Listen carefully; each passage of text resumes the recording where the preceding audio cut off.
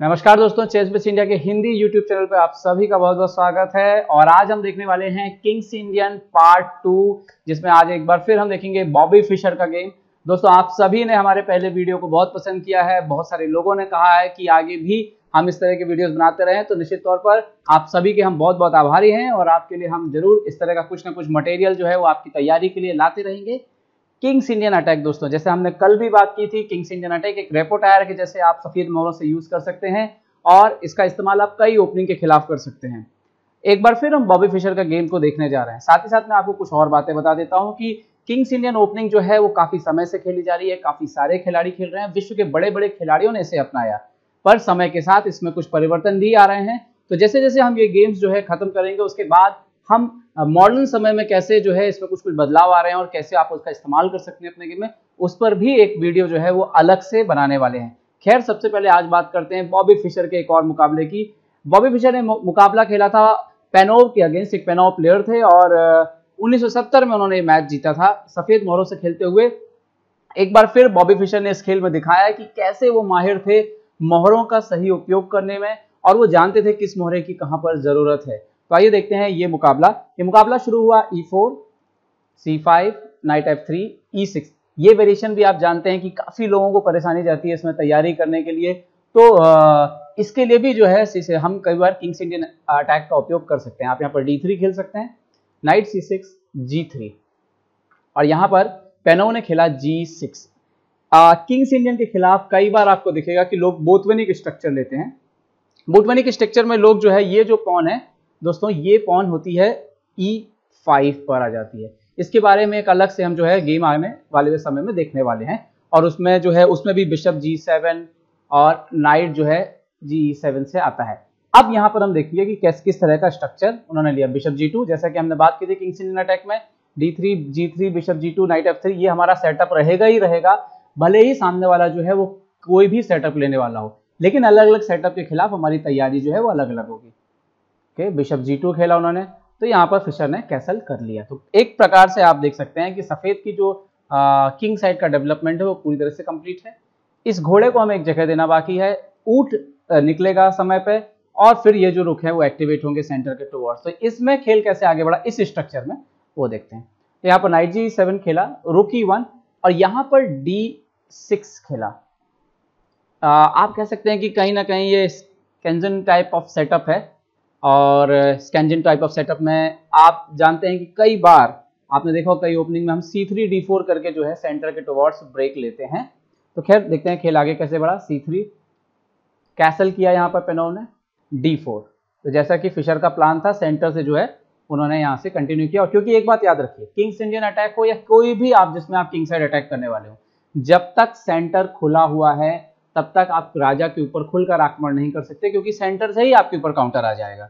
तो ये बात किंग्स इंडियन प्लेयर के हर खिलाड़ी को याद रखना जरूरी है कि सेंटर अगर ब्लॉक नहीं है या सेंटर में हलचल है, सेंटर ब्लॉक ना भी हो पर अगर हलचल नहीं है तो भी आप कुछ कर सकते हैं। लेकिन अगर सेंटर ऐसा है, फ्लेक्सिबल है कि कभी भी ओपन हो सकता है, सेंटर पे टेंशन बरकरार है, तो ऐसे में राजा के ऊपर आक्रमण करना जो है वो बिल्कुल ही आपके लिए मुनासिब नहीं होगा।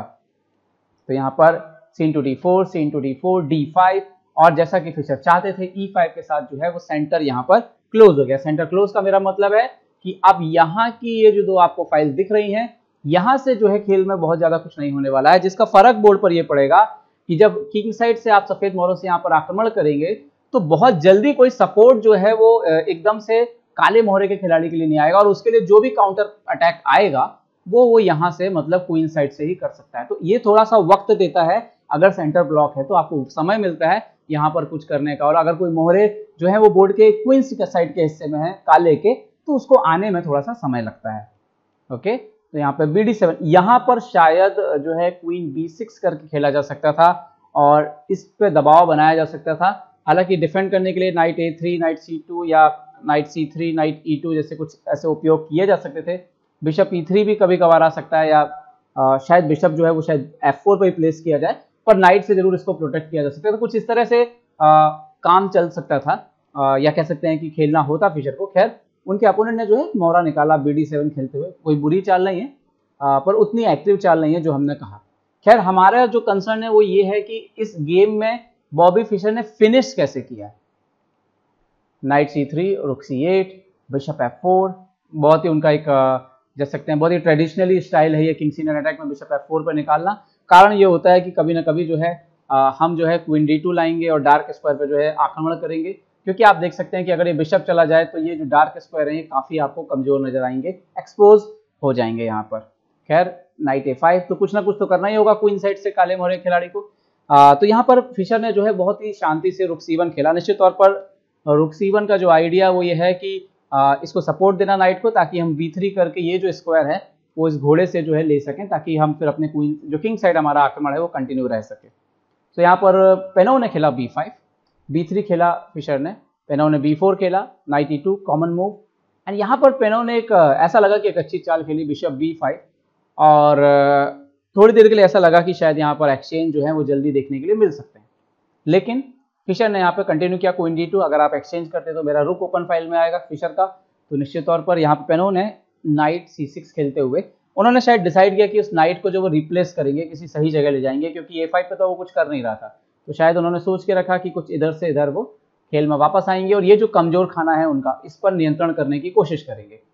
खैर यहाँ पर फिशर ने अब यहाँ से अब जो है गेम बदलना शुरू होगा। अब बॉबी फिशर ने अपना कह सकते हैं कि अपना स्टैंडर्ड जो उनका खेलने का तरीका था, जो उनकी समझ थी, उसको दिखाना शुरू किया। वो तैयारी कर ली थी उन्होंने, सेंटर ब्लॉक था, उन्होंने देखा कि फिलहाल कोई एक्टिविटी बहुत तेजी से नहीं हो रही है, और ये शायद इस मूव में जब जैसे उन्होंने यहाँ पर G4 खेला, निश्चित तौर पर G4 का पर्पस G4 H4 बस नहीं है, G3 का खाना खाली हुआ है जहाँ पे नाइट जो है वो शिफ्ट होने वाला है। ये वो आखिरी मौका था पेनो के पास ताकि नाइट बिशप इंटू E2 मार दिया जाए। बट जैसा कि हम कह सकते हैं ये करना सबके लिए आसान नहीं है कि अपने ऊंट को दे देना, तो उन्होंने यहाँ पर ऐसा नहीं किया और उन्होंने यहाँ पे कंटिन्यू अटैक किया A5। फिशर ने तुरंत नाइट को G3 पे लेकर के गए, जवाब दिया क्वीन B6। अब वो क्वीन साइड कुछ करने की कोशिश तो कर रहे हैं, लेकिन आप देख सकते हैं कि फिलहाल इतने आक्रमण आपके पास अवेलेबल नहीं है कि यहाँ पे आप कुछ कर पाए।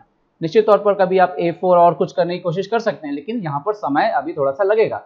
जबकि फिशर ने तुरंत अपनी एक्टिविटी जो है वो शुरू कर दी। फिशर ने H4 खेला, नाइट B8 और बिशप H6। तो नाइट D7 लेकर के आए पेनो। निश्चित तौर पर F6 के स्क्वायर को सपोर्ट करने की कोशिश है, और अगर कभी रुक एक्सचेंज होते हैं तो नाइट जो है F8 से जाके H7 इस तरह से जो है गार्डिंग कर सकता है। इसकी तैयारी वो करना शुरू हो गई थी, क्योंकि उनको दिख रहा था कि आक्रमण तो होना शुरू हो गया है उनके ऊपर। क्वीन G5 लेकर आए फिशर, एक और मोहरा, रुक इंटू C1। उन्होंने यहाँ पर एक्सचेंज करना किया, जैसे कि उनके ऊपर आक्रमण बनना शुरू हुआ तो उन्होंने एक्सचेंज करने की तैयारी शुरू की, और उन्हें लगा कि शायद वो एक्सचेंज करते हुए खेल को आसानी से बराबरी की ओर ले जाएं। लेकिन फिशर तो फिशर थे और फिशर ने अपनी तैयारी पहले से ही कर ली थी। यहाँ पर रुक C8 लेके आए और फिशर ने रुक C8 भी एक्सचेंज किया। लेकिन अगर हम इस स्थिति को देखें तो आप देख सकते हैं कि यहाँ पर अब थोड़ी सी आपको राजा के आसपास कमजोरी नजर आ रही है। नाइट G5, नाइट H5 जैसी कुछ चालों है जो आती हुई दिखाई देती हैं, H5 आती हुई दिखाई देती है। लेकिन फिशर के दिमाग में इन सब के अलावा भी एक बहुत ही शानदार मूव थी, जो आज के खेल में आपको लगेगी कि आज के मैच की हीरो तो वही चाल है। जैसा कि हमने कल देखा था पुराने मैच में, पार्ट 1 में बिशप जो है वो G2 पे लौट करके वापस E4 पे गया था। आज भी आपको कुछ तो आपको ऐसा नजर आने वाला है। एक बार फिर देखते हैं आगे क्या होता है। H5, क्वीन D8 है। अब यहाँ पर नाइट G5 आए बॉबी फिशर। निश्चित तौर पर H7 पे सेकंड मेट लगी हुई है, नाइट F8, और थोड़ी देर के लिए ऐसा लगता है कि जैसे हाँ बात जो है वो संभल गई है। और बस दोस्तों यहाँ पर जब काले मोहरे के खिलाड़ी को लगा कि हाँ शायद बात थोड़ी सी संभल गई है, यहाँ पर एक फिशर ने एक ऐसी शानदार चाल चली जिससे उस खिलाड़ी के होश जो है उड़ गए निश्चित तौर पर। और इस चाल को देखने के बाद एक बार फिर बॉबी फिशर के खेल से आपको प्यार हो जाएगा। बिशप E4, बिशप E4 दोस्तों, जी हाँ, G6 पर पूरा दबाव, और देख सकते हैं आप तैयारी तगड़ी है बॉबी फिशर की। यहाँ पर बिशप E4 नहीं मार सकते थे, आप जानते हैं कि अगर मारेंगे तो गेम जो है वो आपका तुरंत ही खत्म हो जाएगा। नाइट 3E4 और उसके बाद नाइट F6 पे जो गड्ढा बना हुआ है, इसको से बचना आपके लिए जो है काले मोहरे खिलाड़ी के लिए संभव नहीं है। तो यहाँ पर क्वीन E7 खेला उन्होंने। तो यहाँ पर फिशर की तैयारी थी और उन्होंने तुरंत ही खेल को भांपते हुए अगला जो है जबरदस्त चाल चली, अगला शॉट लगाया अपना, night into H7, night into H7, और यहाँ पर H into G6, F into G6, bishop into G6। और ये वो स्थिति आ गई कि अब यहाँ पर काले के लिए बचना बहुत ही मुश्किल है, क्योंकि अगली दो चालें बॉबी फिशर की हैं, नाइट H5 और नाइट F6। आप देख सकते हैं क्वीन G7 आप एक्सचेंज के लिए भी नहीं आ सकते हैं, क्योंकि बिशप H7 से आपका जो है वो मोहरा चला जाएगा। बिशप E6 खुला पड़ा हुआ है, यहाँ पर पीसेस अनसपोर्टेड है, तो यहाँ पर आपके लिए बचना जो है वो नामुमकिन जैसा हो गया। तो काले मोहरे खिलाड़ी ने यहाँ पर खेला नाइट G5, पेनोव ने knight H5, knight F3 check, king G2, knight H4, king G3, knight into G6। मारने की जरूरत नहीं है क्वीन इंटू G6, क्योंकि नाइट इंटू F6 जो है वो खेल को खत्म करने के लिए काफ़ी है, और क्वीन H7 के साथ खेल खत्म हो गया। तो दोस्तों देखा आपने किस अंदाज में बॉबी फिशर ने इस मैच में जीत दर्ज की।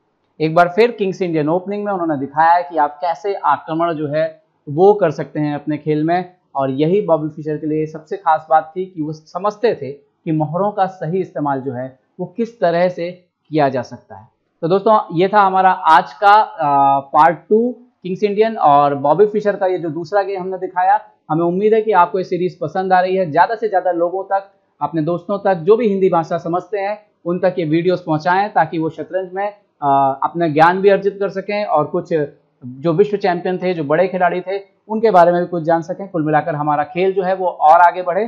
तो चेस बेस इंडिया के लिए मैं निखिलेश जैन, जय हिंद।